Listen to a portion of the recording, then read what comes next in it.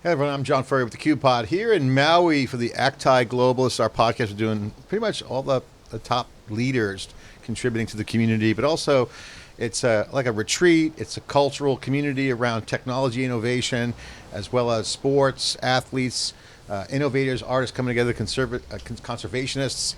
Jeff Kafka's here. He's one that stands out in the crowd. One of the OGs of kite surfing. Jeff, great to have you on the pod here. Thanks for coming on. You shared a story with me on the first day, which I overheard with Bill Ty about when you saw kite surfing for the first time. You are a big wave surfer, have the record, Mavericks. You're well known in the surfing community. And then as a surfer, you're like, what's this kite thing? You saw kiting early. What year was that? And then what happened next? Yeah, so I was a surfer and I was passionate about competitions and trying to surf the pipeline and travel around the world, Indonesia and stuff. And I lived on Oahu for a while, and I actually got in a car accident, and I had to move back to San Francisco, and I thought it was like the end of my surfing life. But on the way back to San Francisco, I stopped in Maui, and it was like 1998, and I saw a guy on a surfboard and a kite that was probably homemade or a foil kite, and he was just cruising down the coast. And I didn't say, oh, there's kiteboarding, I want to do it. I said, I want to get into windsurfing. And then I went back to San Francisco and was trying to get into windsurfing because surf's not good all the time in San Francisco, and you have to have a secondary sport to, stay in shape and work out and stuff like that. Yeah. But then it hit me, and my friend said, you should do kite surfing instead because it's a new thing, and it's way more exciting. You fly in the air and everything. And I remember that guy, Flash Austin was the guy's name. Yeah. And I got into kite surfing really early, maybe one of the top 15 people in California. Yeah. And then I did do a stint of telecommunications for 9 years. And but then I ended up teaching Larry Page and Sergey Brin and CFO of Amazon and a lot of tech founders, and we got to travel all over the world with them. Actually, they got hooked. They had the bug, they were water sport addicts, and we were in San Francisco, and it's a little choppy water and sometimes cold, and they were like, we want to go somewhere warm, and I said, I really want to go to Fiji. So we ended up going to Fiji, and we would go there pretty often every year, and then that group continued on and started traveling all over the planet doing kite surfing and water sports. And I think the tech crowd, you were like the conciliary for them to learn. Tech people love kiting, I noticed, and I think because it's technical, there's some control involved. Why do tech people love kite surfing?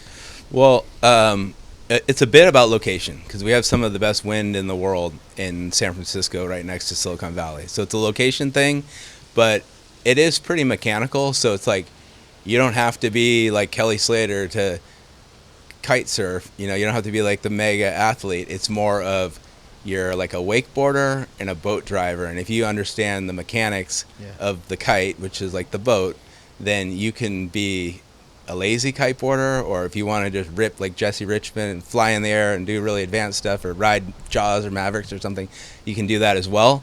The other thing is it's very interactive. You need to have somebody help you launch and land your kite on the beach, where surfing is a little bit more of a myself sport. Yeah. Kite surfing is a lot more of a community sport. Yeah, I think that whole community thing about the kite is cool. And also it's like skiing too. You could be in like a diehard, steep and deep skier, or you can be old and groom and get turns in on a nice groomed trail. It's a kind of for everybody. Yeah, the other thing is kite surfing, a beginner and a world-class champion could be at the same location having the equal amount of fun. Where surfing, like a beginner might want to go to like Cal's and Santa Cruz with a little tiny wave, and then an advanced person might want to go to Mavericks or across the world to Indonesia chasing the waves. Talk about your big surfing career. The folks who are watching, some know, some might not know. You are big wave surfer, so think Mavericks. So most people don't even know what a big wave surfer is. What is a big wave surfer? You held the record at Mavericks. Where was it? Was it Mavericks? What does big wave surfing mean? Like, is there a size that makes the difference? What is it? Well, I have a a big wave that I caught at Mavericks that is one of the bigger ones over the years. But there's actually a guy, Aloe, that caught a wave this year that might be in the 108 feet. That blows mine away a little by a few feet, but we're not sure how big it is because it's hard to measure a wave, when you see a photo and stuff. But what was the estimated size? Just ballpark it for me. Your wave. It might have been like 75 to 80 feet or something like that. It's like a moving house.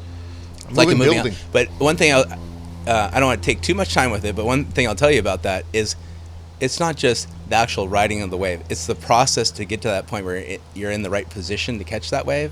And I explain it a little bit because there's a friend, Ramon Navarro from Chile, and he flew from Chile over to Fiji in 2012 to try to catch this big wave. And he wasn't in the right position. He did not catch the wave. And then he went back to Chile. He trained. And then it was in 2018, he saw an opportunity, maybe a week or so out. He flew from Chile over to Fiji. He was in the right place and caught the world record wave that year. Yeah. So just the commitment of time and training to catch that wave and be in that spot. And he's an expert, so it's really just timing, the spot. It's like mind over matter. Yeah, that's awesome. I love how you let's bring this into, I know you're a techie too. This is the great thing about hanging out with you is that you're bridging kind of two disciplines, which I think is why I love how this windsurfing communities, because a lot of the achievements of entrepreneurship have a lot of similar characteristics of, getting that wave. We even use the wave metaphor. Bill does too. All I do is Dave Vellante, talk about, and my partner, business partner, it's like the waves are here. Every wave of innovation have different sizes. And right now we're living in probably the biggest wave I've ever seen in my career ever. And I've seen a lot of waves. It's funny you say that because we were in our office in San Francisco and my team member, my product guy, he was like, let's position our pitch around waves. And I was like, oh, that's kind of cheesy, you want it more business-like or whatever. But it really is. Our company's called Storyboard Capital, and it's really positioning the company to be ready to be in the right place to catch the wave when the wave comes. And the wave could be, it's federal, state, and local money. I love the name of your company. I told you that last night. Storyboard has many implications. Storyboard, like in an ad thing, you lay out the story, telling stories. Board, you're on a board, on a surfboard. So there's a lot of cool threads there. Talk about your business now, because you're connecting money to deals. You have a venture you're working with. You coach startups. The past decade, you've been very active, applying your knowledge and skills to help people. Talk about what you're working on right now. Yeah, so I've been helping startups in a few different roles, from CFO to a lot of BD stuff. And I've helped companies in the defense sector. I've helped companies in cybersecurity, a lot of platform-related companies, and a lot of AI projects with a lot of super creative AI devs and things like that. But about a year and a half ago, I met my co-founder, Michael Lakowski, which I actually met through a group that wanted to learn how to kite surf, a nice community in San Francisco that they're working on a lot of nonprofit stuff and changing the world that way. But my co-founder, Michael Lakowski, he's a business strategist.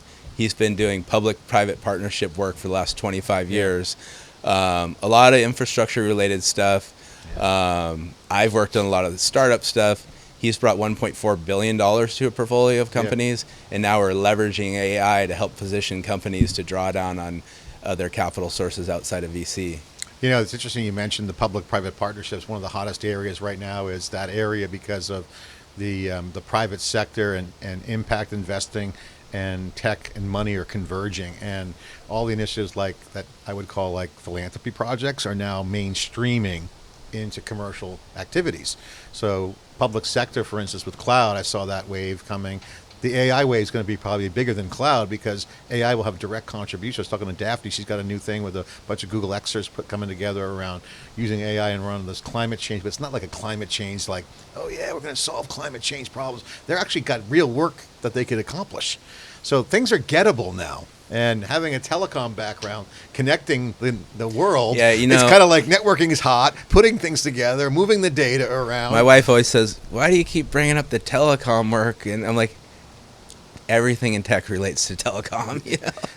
Even Jensen Huang, the founder of NVIDIA, on all his keynotes, talks about computer science, and he talks about KV cache, which is the core networking fabric between the GPUs. Now, it's a nerd term, key value store cache. That is the key aspect. He calls it the operating system for AI. Now, that's Jensen, that they want to rule the world, but what he means, but that's networking. It's not an operating, it's not software. It's software for connecting data between processors. Right. It's a networking fabric. So that's just in the systems. I think telecom background and networking background, if you have networking skills, I tell all the people I meet, like young kids, no networking, no systems. You know systems and networking, you will do well. Yeah, and I mean the dev teams that I've worked with on some other startups, they said the AI is like, they do pair coding and the AI is like 10x their productivity. So we're using agentic AI on our platforms to help companies, draw down in private, state, local money and low interest loans and things like that. But it's not only like shortening the time frame when you're able to do that, but it's allowing to position the company where you can actually be in we talk a little bit about like bringing the company to the table, to the board, to even have the conversation. Well, I think there's a biz dev. You mentioned biz dev. You've done a lot of biz dev work, but I think you're right. I think the demand right now is there's so much money now on the scene.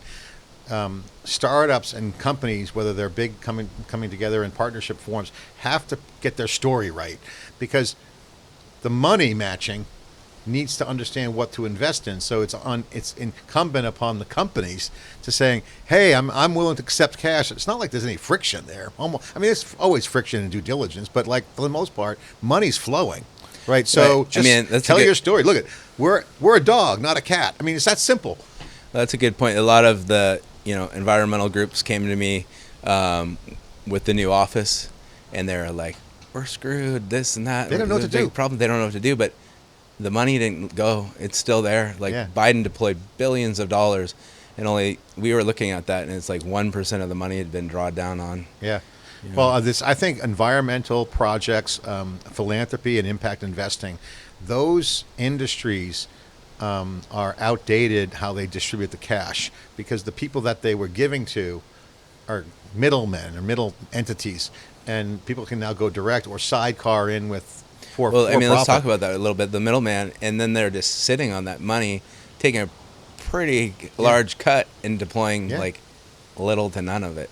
Well, they don't know what vehicles to put it in, I found. And then the other thing is I talked to Susan McCormick. She's a cutting-edge attorney out of Forster Morriston. She gave a talk at a Forward Global conference, and she told me that the amount of philanthropy last year was at the highest levels, and it's still small relative to, say, the overall number of other things, and the results got worse. So what's happening is the ability to actually execute on those things on the old system is flawed. It's not working. So in other words, the old way of doing things is shifting to the new infrastructure, the new capabilities. So the money people are like, well, that's my guy, that's my team. Like, now it's gone. So I think you're onto something really huge here, because now the new mechanisms are moving over to these agile projects, innovative companies, public-private. The public realizes that the private companies are doing the work. So I think you're seeing massive shift on these. We do have a nonprofit arm of Storyboard Capital, and we are helping a few nonprofits. We have one in Ohio, and they're helping underprivileged kids, and they don't really know how to craft their story to go after corporate. So we're helping them there. So that's what you guys do. Yeah. So you guys help companies come to the table, work on the business model, positioning, how to articulate it, how to organize, and how to accept money. Yeah, right? Some of our bigger opportunities would be like Intel with Mark. He's has something going on. Mark Castleman, yeah. And they're doing a bunch of infrastructure related stuff. So if they get some traction there, we could be a really good partner for them. Mark is cool. He's letting us use his deck here of his little location here, which is the best views. He said something on the podcast yesterday I thought was compelling. I just didn't know what I can say about it or not, but we see some opportunities with Mark for sure. He said yesterday that when you have this gravity movement, everything's up in the air. And to a little conversation around how money's flowing, it's that everything's up here and it's going to come back down. That's a reset. It's a total reset. He's been through many waves of innovation. He understands the money side, he understands the market side too, and he talked about value capture, value creation, and everything's up in the air. I mean, you're in a great position right now. I mean, one of the other things is like, not just how to position your story, but like who to talk to. You hear the story, like talk to 100 VCs and I haven't got a check yet, but it's like, the wrong one. Did you talk to the right one? Yeah. And I wanted to talk to the governor Gretchen in Michigan the other day. Yeah. I was out there with a defense-related startup, and Michael coached me through how to get a meeting with her. And I think that's something our platform can do. Is like, we're gonna not make that. I mean, manually, I guess we can make some introductions like that, but having people understand like who is in office and why you would talk to that person. Yeah. I came up with my own way. I wrote her a letter the night before using AI, and then a Navy guy made the connection, and then I went there and I said, hey, Gretchen, we want to bring technology from San Francisco to Michigan, and she's, she could be running for president at some point. Yeah, so yeah, awesome. She's super excited, and we're going to have Well, a meeting with her. being connected and having these trust networks is a real value right now, because we're now in an era of the internet and social media where everyone's now connected, and it's not as intimate as it could be. So in the old days, he's a connector. John knows everybody. Well, it's not just knowing people; it's actually having context and saying it's definitely having context, and then the AI can do so much, and there's so many tools you can draw down on. Like we'd have this risk matrix and this due diligence documents and the post meeting, like these products that we can dollarize and stuff like that. Yeah. But it's actually going to make the personal connection more important, because a lot of people can build a lot of Jeff, stuff. not to end on a networking note, but having a switch is very good. Yes. Packet switching networks work. So if you have AI, you become not just a connected person, you're a packet switcher. Right. And at high volume, at scale. Right. I mean, this is where we're going. I mean, not to get all nerdy out, but that's kind of like No, relationships matter. Yeah, I'm a surfer dude, but I've been around the biggest nerds in the world, and some of them build really cool tech, but they need, strategy guys and strategy AI to help, because when you're in your closet building code all day, you don't, you want to focus on a problem, not build tech. Okay, so who's the better kite surfer, Larry or Sergey? Okay, that's a good question. I think Sergey jumped out of a plane at a Google I/O once. Well, here's the thing: Sergey is a gymnast. Okay, so he can do more of the tricks and everything. Larry is a guy where you can go kite surfing with him, and you're thinking you're going for like an hour or two, and then you're in the water for 8 hours, and you went 150 miles, and then luckily he's high up enough where he's got some wealth, where he has some boats that will follow you because you're in the middle of the ocean and you're about to drown, and you have a rescue guy. So he's a precision, analytical precision thinker. Yeah. No, Sergey's a wild man. Larry and I did some kite surfing, and he said, Jeff, is there anything? He was on a hydrofoil. Yeah. And he's like, is there anything I can hit on the bottom here? And I go, no, it's totally deep. You're totally fine.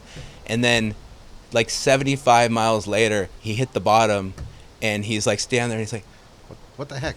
You told me there's nothing hit. I go, that was like 4 hours ago and 75 miles ago. Yeah, it's a coral reef, bro.